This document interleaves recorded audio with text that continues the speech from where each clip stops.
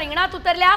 तब्बल 53,000 मतांनी सध्या या मतदारसंघातून प्रियंका गांधी आघाडीवर असल्याचं बघायला मिळते। लोकसभा पोटनिवडणुकीचे हे कल आता हाती येत आहेत। अगदी महत्त्वाची बातमी आपण बघतोय। यावेळेस केरळ वायनाड मधून प्रियंका गांधी आघाडीवर आहेत। राहुल गांधी यांनी 2019 ला वायनाड मधून निवडणूक लढवली होती, जिंकली होती आणि आज 2024 ला देखील लोकसभेची निवडणूक राहुल गांधींनी या ठिकाणी लढली होती। परंतु 24 ला राहुल गांधी रायबरेली मधून विजयी झाले आणि त्यांनी केरळ वायनाड हा मतदारसंघ सोडल्यानंतर प्रियंका गांधी यांनी केरळ वायनाड मधून निवडणूक लढवली आणि आता आपण बघतोय या पोटनिवडणुकीत 53,000 मतांची लीड प्रियंका गांधींना मिळालेली आहे। त्यामुळे लोकसभेमध्ये भाऊ बहीण हे पुन्हा एकदा एकत्र दिसतील असं चित्र सध्या पाहायला मिळत आहे। जामनेर मधून येऊया राज्याकडे। पुरंदरमध्ये विजय शिवतारे 5,580 मतांनी आघाडीवर आहेत। यावेळेची एक महत्त्वाची बातमी, छगन भुजबळ फक्त 86 मतांनी आघाडीवर आहेत। एक सगळ्यात महत्त्वाची बातमी, दिलीप वळसे पाटील केवळ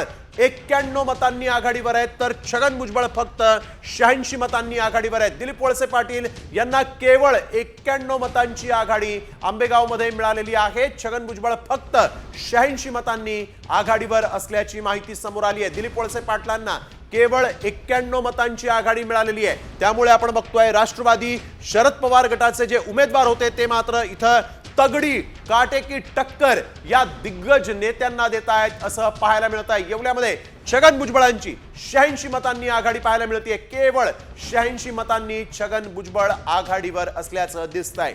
महाराष्ट्र विधानसभा निवडणुकांचे निकाल सध्या येऊ लागलेले आहेत। हे सुरुवातीचे कल आपण बघतोय आणि या कलांमध्ये छगन भुजबळ केवळ 86 मतांनी सेजल आघाडीवर असल्याचं दिसतंय। निश्चितच नेल येवला हा मतदारसंघ अतिशय गाजलेला मतदारसंघ आहे, कारण येवल्यामध्ये स्वतः मनोज जरांगे पाटील यांनी येत छगन भुजबळ यांना आव्हान दिलेलं होतं आणि मतदारांना सुद्धा छगन भुजबळ यांना पाडण्याचं आव्हान खरं तर यावेळेस मनोज जरांगे यांनी दिलेलं होतं। मराठा ओबीसी असं एक समीकरण, असं एक वाद या ठिकाणी बघायला मिळालेला होता आणि केवळ 86 मतांनी सध्या छगन भुजबळ हे आघाडीवर आहे। छगन भुजबळ यांचा बालेकिल्ला खरं तर येवल्याला मानलं जातं, मात्र या ठिकाणी सध्या केवळ 86 मतांनी छगन भुजबळ आघाडीवर असल्याचं कळत आहे।